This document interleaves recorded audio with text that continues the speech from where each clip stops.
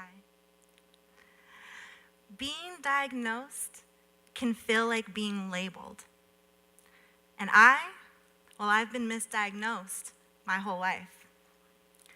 I have been labeled plus size because I'm not the right size, white trash because I'm tattooed, a bitch because I'm opinionated and outspoken.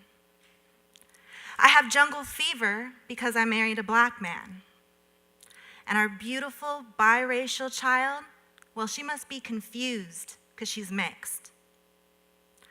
I'm a drug addict because I smoke marijuana. And yes, I inhale. Stigmas? I embody them. Hi, my name is Autumn, and I have the invisible disease. Invisibly, my immune system attacks every healthy cell in my body. My spinal canal narrows, placing pressure on my nerves. 3 discs bulge with degenerative disease. Invisibly, I self-loathe, I live in doubt, and am disturbed by uncontrollable feelings and emotions. Racing thoughts, questions, regrets, memories. Fleeting moments that fill me up and then quickly drown me. Invisibly, I suffer from anxiety, depression, PTSD, OCD, and yes, bipolar. An extrovert by nature, you only see a part of me. You see how I cope, and you see that I've survived. You don't see the struggle. You may not see the loneliness or the emptiness that saying I'm okay comes with. Invisibly, the pain I carry is exhausting.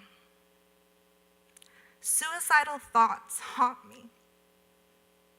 They try to convince me that love is never enough and that the world would be better off without me.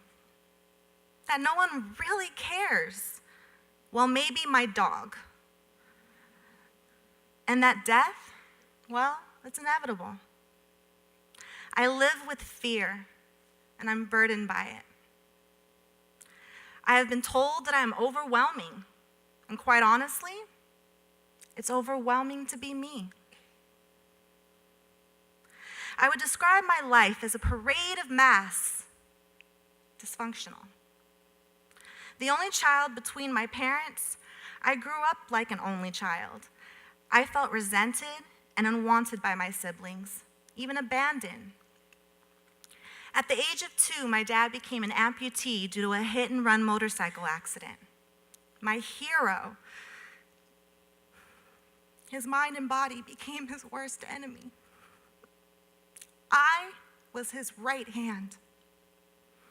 My mother, strong and compassionate, struggled working 2 to 3 jobs just to make ends meet. Often exhausted and withdrawn, my mother has always kept her feelings to herself.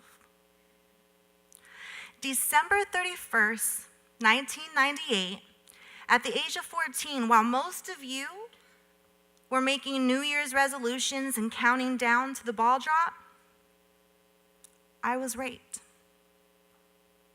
A stranger, he encouraged me. Go with the flow, he said.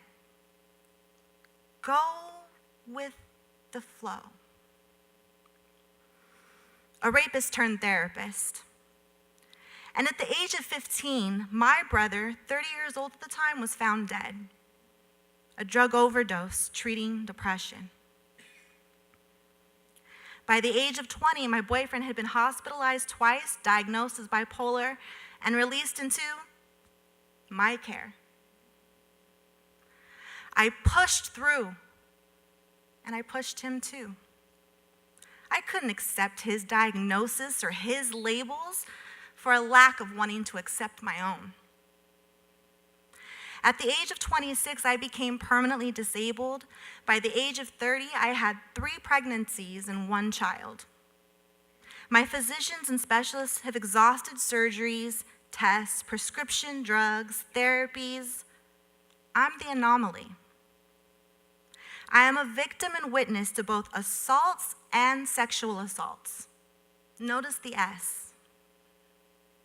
I am a victim of racism. I have been abused throughout my life.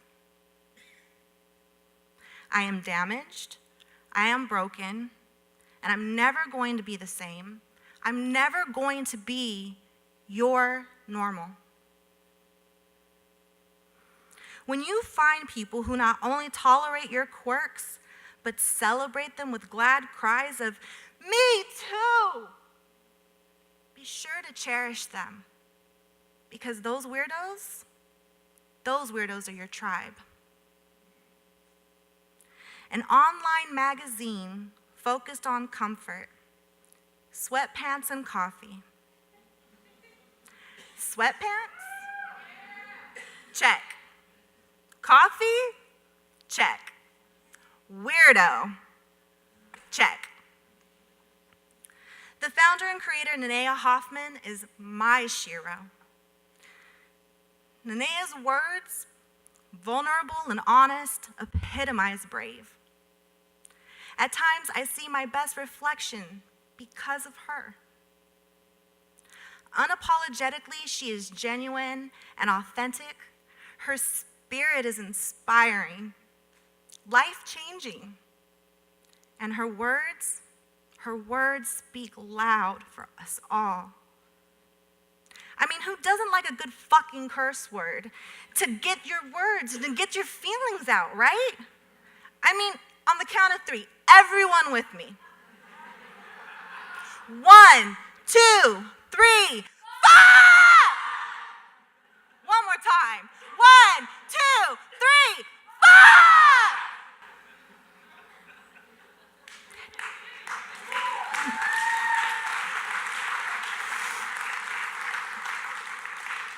And like most things in life, there was a sign. It read, "Anxiety blob is coming to the Depressed Cake Shop." Mother's Day weekend 2016, my daughter's love for cupcakes and my infatuation with the real anxiety blob collided. A community of bakers and makers committed to ending the stigma surrounding mental illness, one gray cake at a time. An anxiety blob. Meet Blobber. He's mine. As unique as our own anxieties, you can cuddle your fears away. You see, leaning into the uncomfortable and just showing up changed my life. Acknowledgement, understanding, acceptance, love. Tears, hugs, and pinky promises. Cake and hope. I had been searching for that my entire life. That day, I came home with more than just an anxiety blob, more than just cake. Hope. I found my tribe. Thank you for leaning into the uncomfortable today. Thank you for just showing up.